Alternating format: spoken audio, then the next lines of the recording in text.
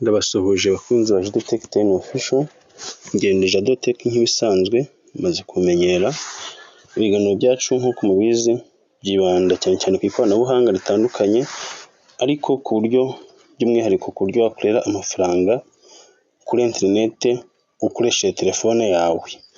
Aka kanya rero tugiye kureba kuri application ya Satoshi. Akaba ari application ku batayizi, akaba ari application yakozwe n'umuyapani Satoshi Nakamoto. Akaba ari application y'igitangaza kuko ni application ikorerwamo mining zitandukanye, kandi izo mining zigatanga amafaranga. Ku babizi twakoreyemo mining ya Koa, ariko iyo Koa muribuka ko yagiye ku isoko Koa imwe ihagaze $5. Koa rero tukimara kuyimayininga hahise hazamo undi mushinga witwa OX. Uwo mushinga witwa OX nawo twarawukoze, tumaze kuwukora twawusoje ejo bundi nibwo tuwurangije. Ubu dutegereje kubikura mu kwezi kwa gatandatu. Ariko umushinga nawo tukiwukora hahise hazamo, tujya kurangiza hahise hazamo indi mishinga ibiri. Umushinga wa mbere ni uwitwa OG, wa kabiri uyu OG nayo yararangiye tugejeje kubikura vuba, hari ibyo tugiye kuvugaho mu kanya. Undi mushinga wa kabiri ni umushinga witwa Corendi, nk'uko mubibona ari nayo turi kumayininga muri iyi minsi, nk'uko mubibona hano kuri screen yanyu cyangwa se yawe, aho uko ubibona. Dore iyo turi kumayiningamo ubu ni iyi yitwa Corendi. Kanyibereke neza, ndagenda gake, sinkeneye kwihuta cyane, ndagenda gake gake kugira ngo ibintu mubibone. Hano bavuga ngo turihuta ngo ibintu ntibabibone, ariko nagira ngo ngende gake mubibone. Iyi Corendi rero niyo turi gukoramo. Aho kumayininga uca hano handitse claim, reka naho mpabereke. Ku batabizi uza hano kuri claim, ukanze kuri claim uba umayininze. Kamite na mininga dore maze kumayininga, tumayininga amasaha 24, cyangwa se buri gihe cyose ubonye umwanya ushobora kuza ukamayininga. Navuze ngo ni airdrop announcement, navuze ngo we are excited to share some update. Nuvuga ngo bashishikajwe no kudusharinga amakuru agezweho aturutse muri Glyph Exchange Team, aho batubwiye ko OG Token Generation Event igiye gutangira. Nuvuga ngo bagiye gutangira gutanga tokeni za OG vuba aha, aho bazatangira kuzitanga. Sori gatoya akoze message za WhatsApp mu gihanganire. Telefone dukoresha ni nazo dukoreraho, nizo dukoresha imirimo yacu buri munsi. Nuko nta kundi telefone yose yakorera amafaranga kandi ikagufasha n'ibindi, pfa ko ari smartphone. Rero ngende mbabwira ko igiye gutangira gutanga, bagiye gutangira kuduha izi OG vuba aha. Bazatangira kuzitanga mu mpera za kota ya gatatu cyangwa se mu ntangiriro za kota ya kane. Rero batubwiye ngo reka twihangane. Sinzi mba muzi kubara kota, ariko mu cyongereza ni ibihembwe, nk'uko mu Rwanda tugira ibihembwe. Ubundi umwaka ugira ibihembwe 4, ariyo kota ya mbere, kota ya kabiri, kota ya gatatu na kota ya kane. Nuvuga kota ya mbere iba mu kwezi kwa mbere n'ukwa kabiri n'ukwa gatatu. Kota ya kabiri iba mu kwezi kwa kane, ukwa gatanu n'ukwa gatandatu. Kota ya gatatu iba mu kwezi kwa karindwi, kwa munani n'ukwa cyenda. Kota ya kane iba mu kwezi kwa 10, ukwa 11 n'ukwa 12. Rero batubwiye ko batangira kuduha izi tokeni mu mpera za kota ya gatatu. Ubwo birumvikana ni kuva mu kwezi kwa munani kujya mu kwa cyenda, cyangwa se mu ntangiriro za kota ya kane. Ubwo ni kuva mu kwezi kwa 10, ukwa 10 cyangwa se mu kwa 11 bazaba bari kuduhereza izi coin, cyangwa se tuza turi kuyibikuza nyine, icyo nshatse kuvuga. Noneho rero ikintu gishishikaje gitumye nkora iyi video dore ni iki, ngira twese tukiteho.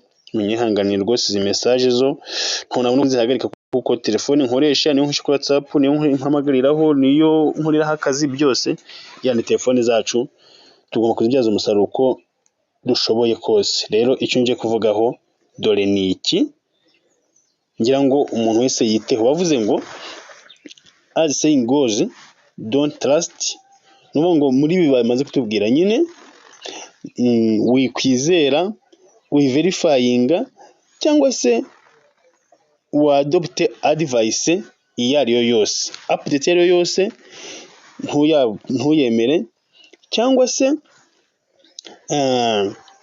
fear of missing out. Iyo fomu nicyo bisobanura, fear of missing out. Ibintu byose utekereza ko ushobora kuguhombya ntubyemera. Iyi fear, ibintu byose utinya, fear, uncertainty or doubt. Iyi feud nicyo bisobanura, ibintu byose wumva nyine ko bishobora gutuma uhomba umutungo wawe ntubyemere.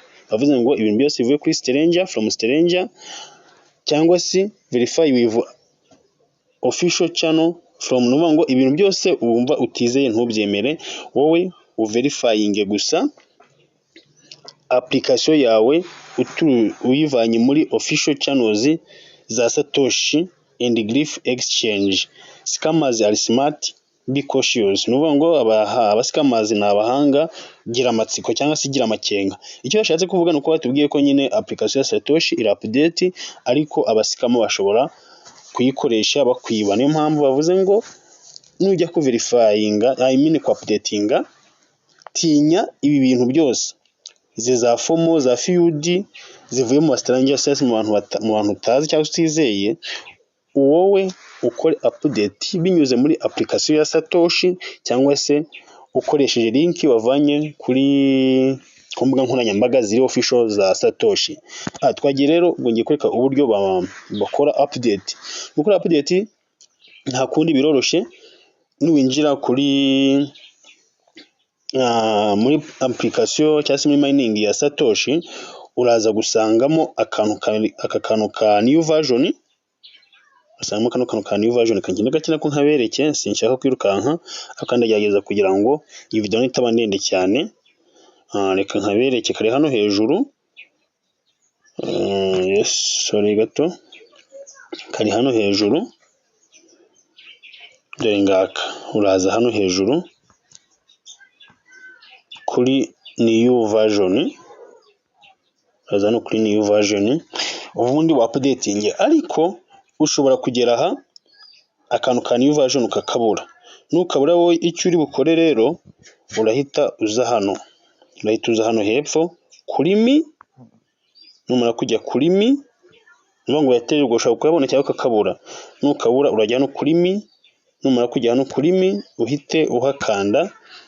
Numara kuhakanda uhita ukanda handitse ngo download new version.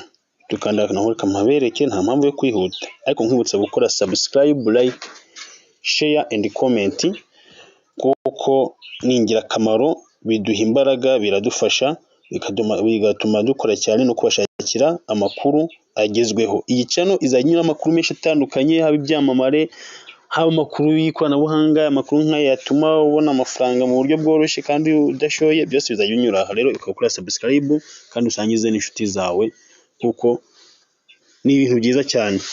Rero urajya hano kuri new version, n'ubundi wongere updating, ntacyo bitwaye. Twagiye rero twe turazamutsa no hejuru, kuko iyi new version app turi kuyibona, tuza dukanda hano kuri update. Turaza dukanda hano kuri update, turakanda hano kuri update. Nitumara kuhakanda, twa updating application yacu, tutategereza tujye kuri internet. Birumvikana ugomba kuba ufiteho internet, kandi internet imeze neza. Ari byiza gukoresha VPN, biba bisaba ko ukoresha megabyte cyangwa se wireless. Sasa rero tukigera hano, urahita uhitamo get it on Google Play. Ushobora gukoresha Android app, ariko reka twe dukoreshe Google Play. Tuze kandi kuri kano ka mbere, nakureka nkabereke, nta mpamvu yo kwirukanka rwose, ni ukubitwara gakeya. Uraza hano ukandi hano kuri Google Play, ubundi udownloading, tegeze bijye muri Play, kujyana muri Play Store, udownloading. Sinzi ikibazo cyabayeho, sorry gato na internet, kanze nongeye ngerageze ndebe. reka dukoreshe ubundi buryo, ndabona buri kwanga, ntacyo bitwaye, ubwo wasanga ikibazo cya interineti y'ahantu mperereye. Reka dukoreshe Android app, nabyo birashoboka nimba nta kindi kibazo kirimo. Yes, murabona ko yatangiye kuba download, uburyo bwose burashoboka nta kibazo. Ubwo itangiye kuba download, murabibona isigaje amasegonda make, turategereza ibe downloaded. Nitumara kuba downloaded, ubundi tuyinstall. Rero mu gihe tutegereje ko iyi application iba downloaded ndetse tukanayinstalla, ndagira ngo nibutse umuntu udatunze application ko kuyitunga ni ingirakamaro kuri we ndetse no ku hazaza he, kuko nibaze nawe application ukoreramo mining igasohoka ifite $5. Coin imwe ifite $5. OX yo ntutuzi izaba iri kuri angahe, ariko nayo dutegereje uko izaza imeze, ntabwo tuzi imbiza. Ishobora kuza ifite $10, ishobora kuza ifite $5, ishobora kuza ifite $1, ishobora kuza ifite na 0.5, byose birashoboka. Ariko icyo nagushishikariza cyo ni ukumenya ko iyi application ari application nziza, ukageza kuyitunga, kuko nizeye neza ko izakugaburira. Application rero yamaze kuba downloaded, reka tuyinstall. Murabibona ko twayibonye hano, mwabibonye. Reka noneho tuyikandeho tuyinstall. Nitumara kuyinstalla, ubundi turangije gukora update. Yes, tukande kuri install, tuyinstalling. Kwibutsa gukora subscribe muvandimwe, kora subscribe, like, share to your friend and make some comment, kuko ni ingirakamaro cyane. Kuduha igitekerezo biradufasha kandi bikadutera courage. Hano kuri Jado Tech 10 Official muzabonaho amakuru yose mukeneye, haba amakuru y'ikoranabuhanga ritandukanye nkuko biri no mu video yabanje, amakuru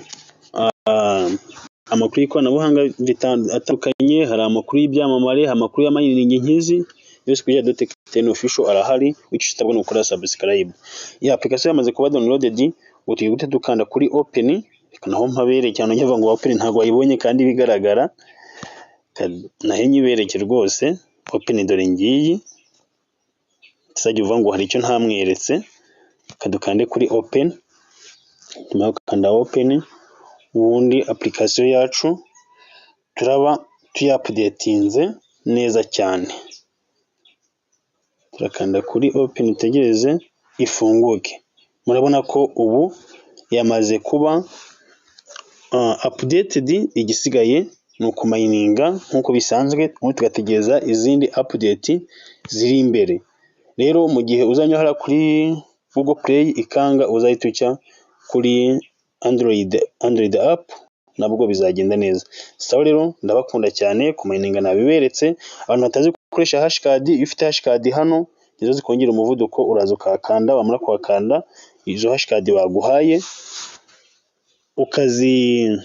ukazinitiatinga, ukazisharinga ku nshuti zawe cyangwa se muri Telegram ya Satoshi, ubundi